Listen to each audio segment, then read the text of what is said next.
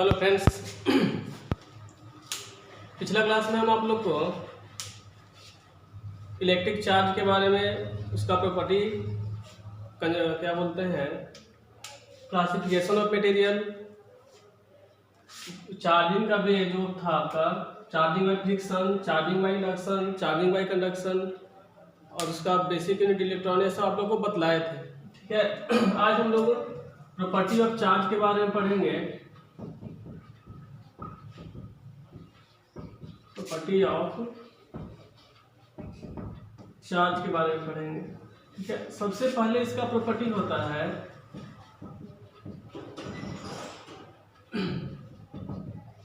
Additivity of charge, additivity of charge का। ठीक है, जैसे आपको हम एक दिए isolated system,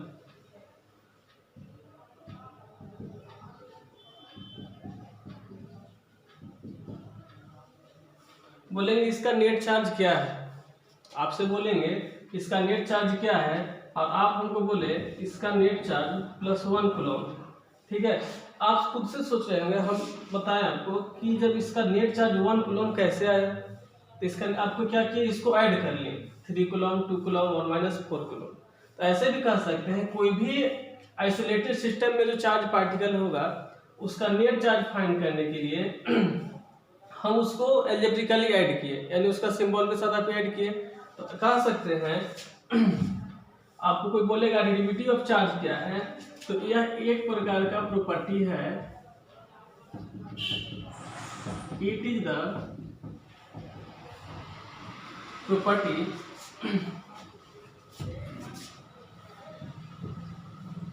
bye virtue of which total charge of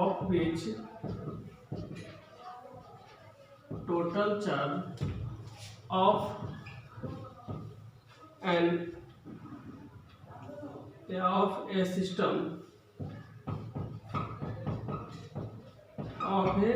system is obtained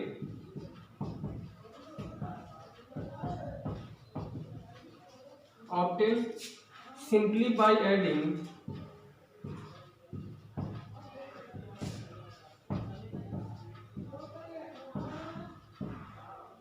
algebraically।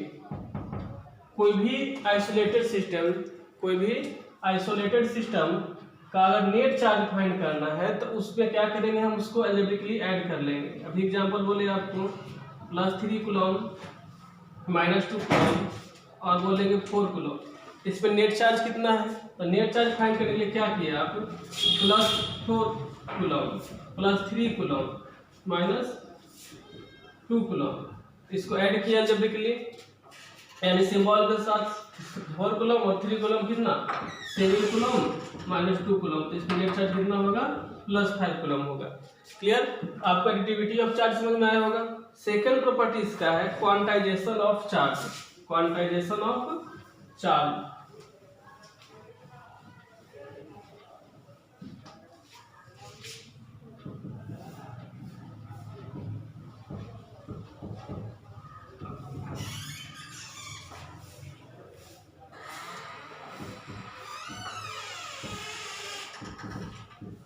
देखिए, क्वांटाइजेशन का मतलब होता है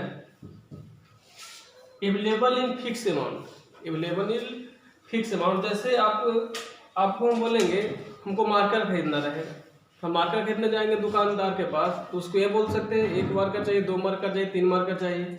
ऐसा नहीं बोल सकते कि हमको 1.5 मार्कर चाहिए, 2 मार्कर चाहिए, 2.5 मार्कर चाहिए। आप कॉपी ऐसे भी कर सकते हैं, कॉपी खरीदने जाना है तो बोलेंगे 1.5 कॉपी चाहिए, 2.5 कॉपी चाहिए, 2 कॉपी चाहिए, ऐसा नहीं बोल सकते हैं।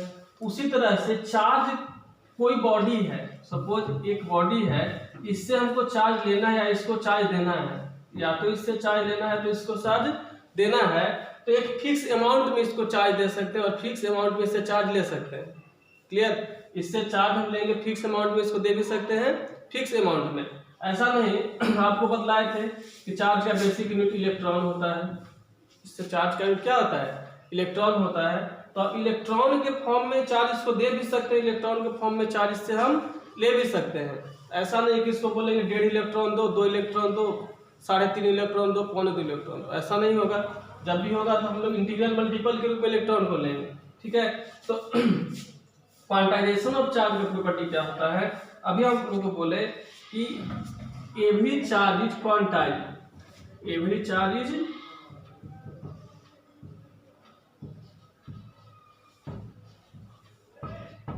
क्वांटाइज्ड,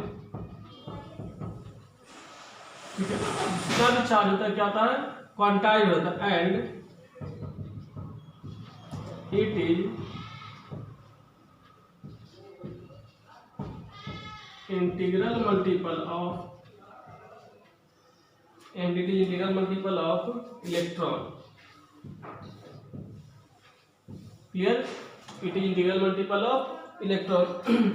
इंटीग्रल मल्टीपल का मतलब जैसे कोई भी बॉडी का चार्ज हमको निकालना है, जैसे एक बॉडी है, इससे हम चार्ज लेना है तो हम या तो 1 ही ले सकते हैं, यानी 1 इलेक्ट्रॉन लेंगे, या तो 2 इलेक्ट्रॉन लेंगे, या तो 3 इलेक्ट्रॉन लेंगे, या तो 4 इलेक्ट्रॉन लेंगे, -1 इलेक्ट्रॉन ले सकते हैं, -2 इलेक्ट्रॉन, -3 इलेक्ट्रॉन, -4 इलेक्ट्रॉन ले सकते हैं। इसी तरह से हम कर सकते हैं, इससे हम Ne इलेक्ट्रॉन लिए, इससे Ne इलेक्ट्रॉन लिए या -Ne इलेक्ट्रॉन लिए, तो इस बॉडी से या तो आप Ne इलेक्ट्रॉन ले सकते हैं, इलेक्ट्रॉन दे सकते हैं, क्लियर। तो कोई क्वांटाइजेशन ऑफ चार्ज का मतलब क्या हुआ, इससे एक फॉर्मूला ही बन गया आपका, Q का वैल्यू क्या, ±Ne। तो क्वांटाइज आज से आप लोग याद कर लीजिए डायरेक्ट, Q का वैल्यू क्या होगा, ±Ne ही क्या है आपका, क्वांटाइजेशन ऑफ चार्ज है। Q =±Ne क्या है आपका, क्वांटाइजेशन ऑफ चार्ज है। Q क्या है, charge of body, charge of है बॉडी, और N क्या है, इंटीजर, ये तो आपको पता ही है, चार्ज ऑफ इलेक्ट्रॉन है।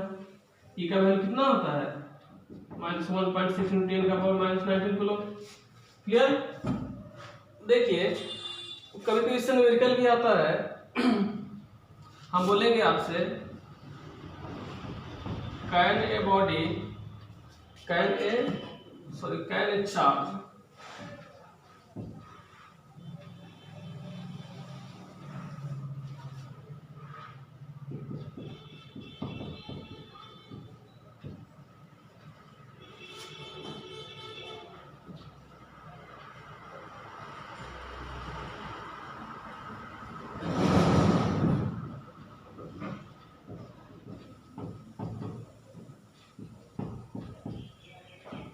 कोई भी body, can a body +8 × 10⁻⁻18 coulomb charge be given to a body, क्या किसी बॉडी को हम इतना चार्ज दे सकते हैं। इसके लिए क्या करना है, हम उसमें आपको भी बताया क्वांटाइजेशन ऑफ चार्ज के थ्रू n का वैल्यू निकालेंगे, ठीक है। उसके थ्रू क्या निकालेंगे, n का वैल्यू। तो Q का वैल्यू क्या होता है, ±Ne। अभी क्या बोले थे आपको, गिव करना पॉजिटिव चार्ज होगा, तो Q का वैल्यू क्या होगा, Ne। Q का वैल्यू क्या होगा, Ne। अब N का वैल्यू आप निकालिएगा तो Q/E, N का वैल्यू क्या होगा, Q/E। Q का वैल्यू कितना, 8 × 10⁻18 कूलम, E का वैल्यू 1.6 ×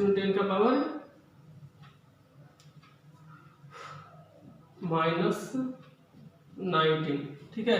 अब देखिए इसको डिवाइड करेंगे तो 5 टाइम में डिवाइड होगा, तो ऊपर हो जाएगा तो प्लस हो जाएगा, तो 5 × 10⁻18 + 19, तो 5 × 10 कितना, 50। तो हम कह सकते हैं कि कोई बॉडी से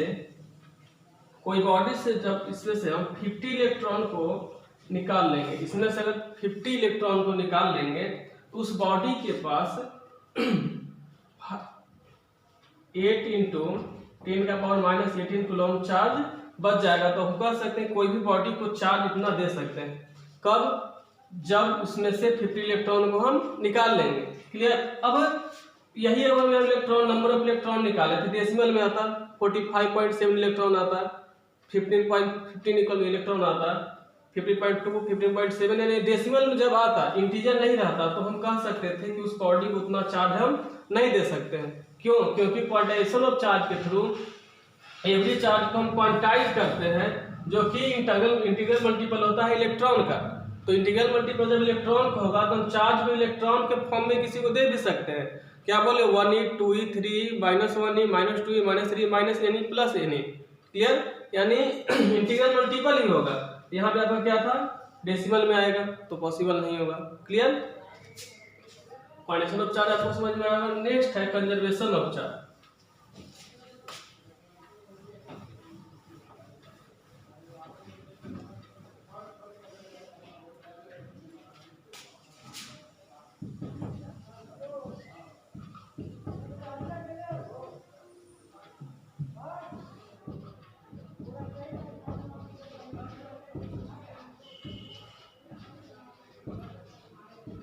कंजर्वेशन ऑफ चार्ज, जहां आपको लगेगा कि लिख लेना चाहिए, आप वीडियो पॉज करके लिख लीजिएगा, ठीक है।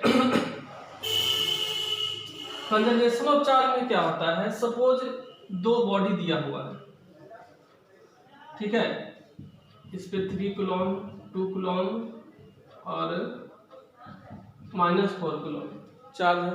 एक बॉडी और है,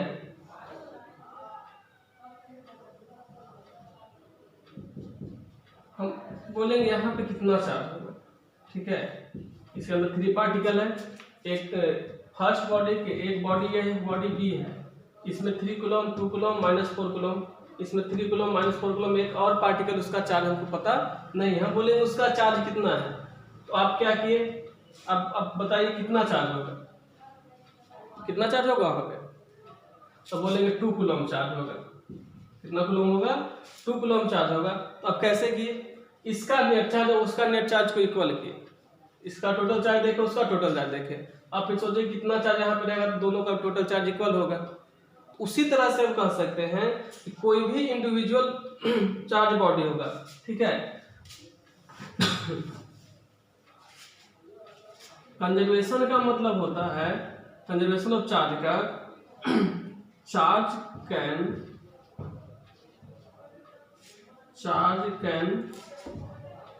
neither be created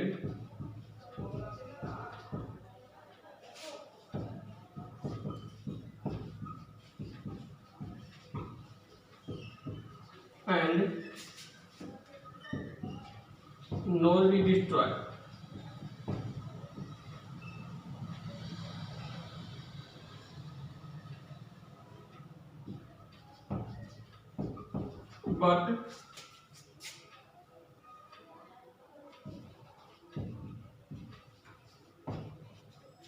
but can only be transferred,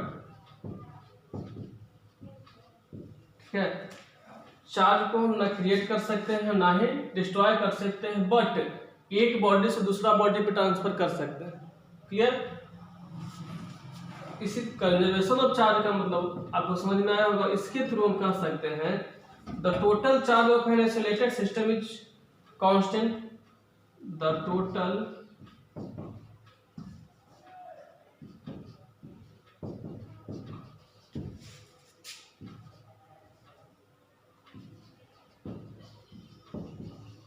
charge of an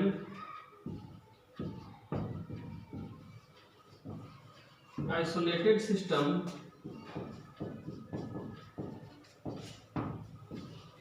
is constant, ठीक है।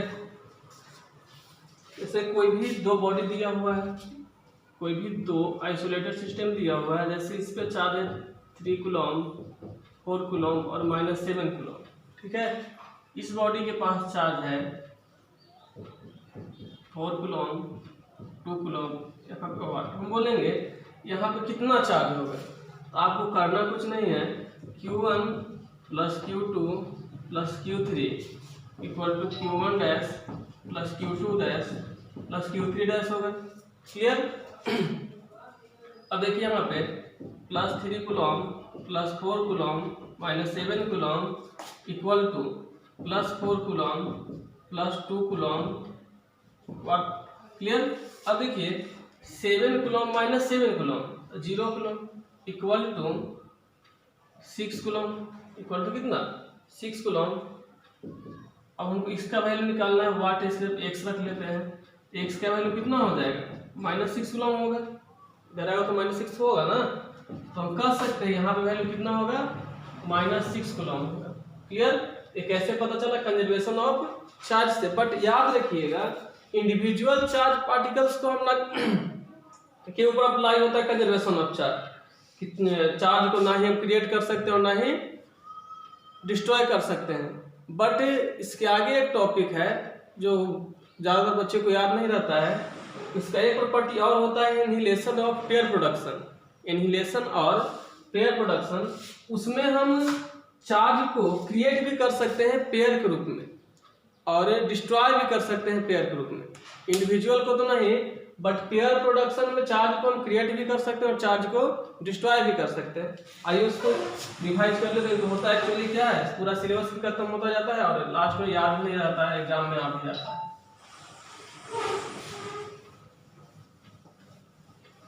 कंजर्वेशन के थ्रू ही है आपका इनहिलेशन। पहले इनहिलेशन को ही समझते हैं।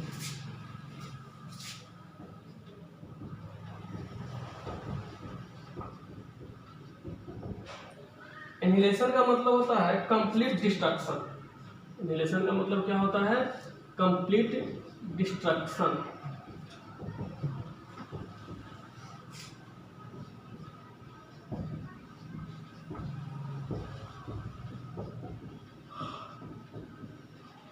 इसका मतलब होता है सर्वनाश करना। इसका मतलब होता है क्या, सर्वनाश करना। इसमें क्या होता है कि चार्ज का छोटा पार्टिकल, सबसे छोटा पार्टिकल और उसका एंटी पार्टिकल लिख लेते हैं, उसके बाद फिर समझा देंगे।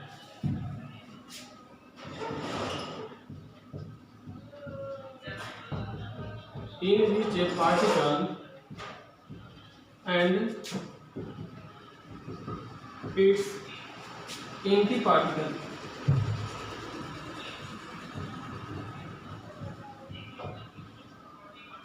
antiparticle collide and disappear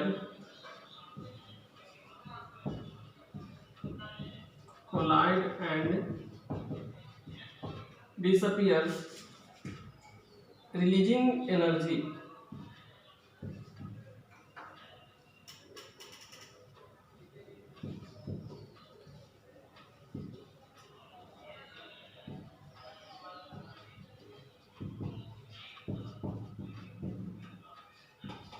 releasing energy आपका पार्टिकल होगा इलेक्ट्रॉन, एंटी पार्टिकल होगा, इसका पार्टिकल इलेक्ट्रॉन है तो एंटी पार्टिकल इसका क्या हो जाएगा,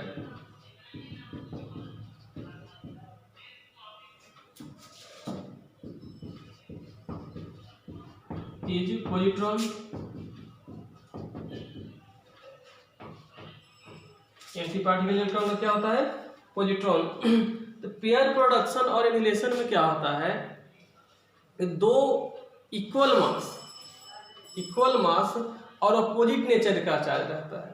इलेक्ट्रॉन और एक पॉजिट्रॉन दोनों का मास इक्वल है और अपोजिट नेचर का चार्ज रहता है, एक पॉजिटिव चार्ज दूसरा निगेटिव चार्ज। तब दोनों मिलकर क्या हो जाता है, जब पॉजिटिव चार्ज एक दूसरा निगेटिव चार्ज दोनों मिलकर 0 चार्ज हो जाता है। इस वजह से हम कह सकते हैं, आप पढ़े होंगे आइंस्टाइन का इक्वेशन E = mc²। उसमें कहा गया था कि कोई भी चार्ज पार्टिकल को कोई भी मास को हम एनर्जी के रूप में कन्वर्ट कर सकते हैं, एनर्जी के रूप में कन्वर्ट कर सकते हैं। सेम वही फॉर्म यहाँ पे फॉर्मूला अप्लाई होगा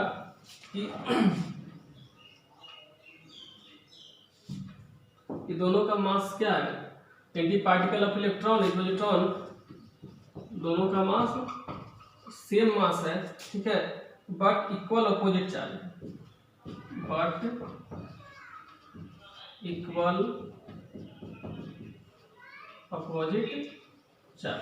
क्लियर।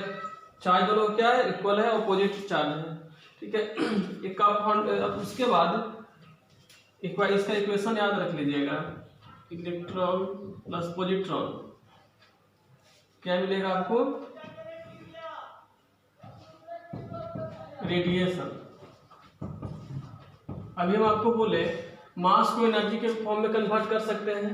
तो ये आपका देखिए एक आपका है इलेक्ट्रॉन, दूसरा पॉजिट्रॉन, दोनों मिलकर क्या एनर्जी रिलीज किया, इसको हम लोग रेडिएशन बोलते हैं। क्लियर, यही है आपका एनिहिलेशन है। तो हम अभी बोले आपको कि इंडिविजुअल चार्ज को हम क्रिएट और डिस्ट्रॉय नहीं कर सकते हैं, बट पेयर में चार्ज को क्रिएट भी कर सकते हैं और डिस्ट्रॉय भी कर सकते हैं। अभी यहाँ पर उसका एग्जाम्पल भी देखें, इलेक्ट्रॉन और पॉजिट्रॉन दोनों मिलकर एनर्जी रिलीज किया, बट आप समझ रहे हो पेयर प्रोडक्शन क्या है। तो अगर ए से बी बनता है, हम लोग का माइंड में हमेशा आता है कि जब ए से बी बनता है तो बी से भी ए बनना चाहिए। ए से जब बी बनता है तो बी से भी ए बनना चाहिए। उसी को बेस में लेते हुए देखें, एक एग्जांपल लेते हैं, प्लेटिनम हैवी मेटल है, ठीक है, प्लस गामा रे, ठीक है, ये आपका प्लेटिनम है, ये आपका क्या है, गामा रे है। दोनों मिल करके आपका इलेक्ट्रॉन और पॉजिट्रॉन रिलीज करता है, इलेक्ट्रॉन और पॉजिट्रॉन रिलीज करता है।